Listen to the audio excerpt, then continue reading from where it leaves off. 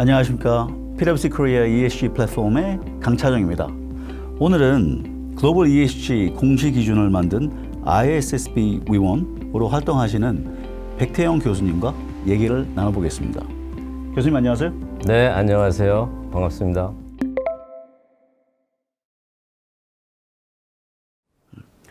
교수님, 금년 내에 금융위에서 ESG 공시 의무화 로드맵을 발표할 예정인데 실은 이 내용은 2021년에 발표한 내용입니다. 그 당시에는 그게 특별한 관심이 없고 걱정을 많이 안 한 것 같은데 최근에 들어와서는 기업들이 실제 이 컨선을 보이스를 많이 내고 있어요. 특히 CFO 라인에서는 이거를 연기해달라, 우리 준비 안 됐다, 이런 보이스를 많이 내고 있기 시작해서 실은 CEO, C-suite 레벨에서 관심을 많이 가지고 있습니다. 이런 관심을 가진 거는 좋은 현상이라고 보고 이런 컨선을 많이 보이스업을 하고 있는데 교수님께서는 우리 C-suite 레벨 시장에서 많이 만나실 거니까 혹시 여기서 들으신 내용이 어떤지 한번 말씀해 주실 수 있을까요? 예, CFO님들은 걱정이 많으십니다. 왜냐하면 기존의 재무제표 공시에 더해서 ESG 관련 공시가 의무화되면 이것이 사업보고서에 포함이 되면서 이 재무부서가 담당을 해야 되는데 이 회계와 달리 ESG 공시 내용은 오랫동안 정착이 된 내용이 아니고 또 미래지향적 정보를 많이 요구하기 때문에 당연히 여러 가지 우려가 많으십니다. 그렇지만 지금 요구하는 ESG 정보는 이것이 단순한 성과나 사회공헌 활동 같은 정보가 아니고 기업이 이런 ESG 위험에 대해서 또는 기회에 대해서 어떻게 전략적인 접근을 하느냐 또는 위험관리 차원에서 어떻게 준비하느냐에 대한 문제이기 때문에 도리어 위험관리를 담당하신 임원님들이나 또는 전략이나 기획을 담당한 임원님들은 그런 관점에서의 공시의 어떤 중요성은 인식을 하고 계시고 있습니다.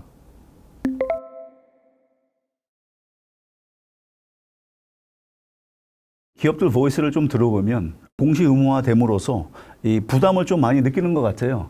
그래서 실질적으로 이렇게 개별 자회사 단위까지 이런 공시를 해야 돼서 우리도 뭐 1년 연장하는 거는 뭐 바람직하지 않을까 이렇게 생각을 하고 있습니다. 또 추가적으로 우리가 이제 많은 이제 CEO 레벨 중에서도 CEO님들이 말씀하시는 내용이 ESG가 우리 비즈니스 임팩트가 뭐가 있는지 굳이 꼭 ESG 관련된 공시를 해야 되는 건지 이런 퀘스천을 아직도 많이 가지고 계시는 CEO님께서 계십니다. 이런 관련돼서는 어떻게 생각하시는지요? 그런 우려나 또는 관점에 대해서 제가 항상 말씀을 드리는 것은 전통적인 ESG 활동 보고가 아까도 말씀드린 것처럼 퍼블릭 릴레이션십, 즉 다양한 이해관계자에 대한 관계 개선을 위한 PR 관점에 접근을 하시고 홍보로 접근을 하셨을 때는 그런 의문이 드시죠. 왜냐하면 과연 이것이 기업과 무슨 관련이 있을까?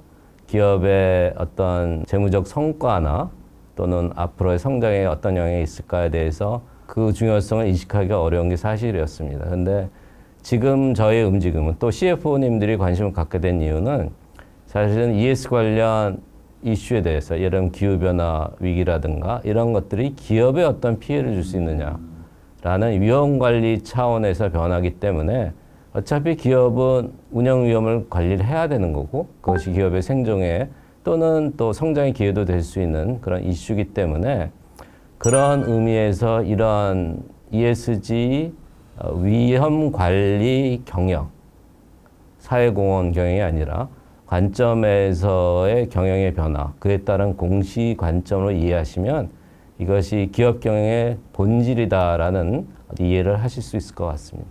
빨리 정확하게 상황을 이해하시고 결국 이게 국내에서는 지금 말씀하신 것처럼 금융위가 주도하는 또 KSB가 기준을 만들 국내 의무 공시에 대한 시점과 내용에 대한 이슈지만 크게 보면 지금 유럽에서 이미 시작돼서 거의 확정된 ESRS 기준이라든가 또 SC가 지금 거의 확정해가는 그런 이슈들이 특히 글로벌 국내 기업들은 직접적으로 영향을 미치기 때문에 직접적 공시나 또는 이 공급망에 있는 기업으로서는 또 간접적 영향을 받기 때문에 거기에 대한 인식을 빨리 하시고 이 높아진 관심을 바른 방향으로 대책을 마련하시고 사실은 공시보다 중요한 것이 경영의 변화거든요. 결국 우리가 담을 내용이 있어야지 공시를 하는 거니까 담을 내용 없이 뭔가 공시한다는 것은 사실은 의미가 없죠. 그러니까 사실은 공시를 생각하기 전에 어떤 내용을 담아야 되나. 아까 얘기한 우리가 어떤 위험을 잘 인식하고 있느냐. 기회를 활용할 준비가 되어 있느냐에 대한 내부 분석을 전략적으로 하시고 그 내용을 이제 담는 게 중요하다고 좀 말씀드리고 그리고 저희가 요구하는 굉장히 자세한 뭐 SC도 마찬가지지만 그 요구 내용을 굉장히 그 기업을 괴롭히는 세부적인 요구사항이라고 보지 말고 이러한 것들을 점검하라는 일종의 체크포인트 리스트로 받아들이시면 도리어 이거 기업의 경영과 전략에 도움이 되는 도리어 가이드라인이 될 수 있다라는 인식을 가지시면 굉장히 좋을 것 같습니다.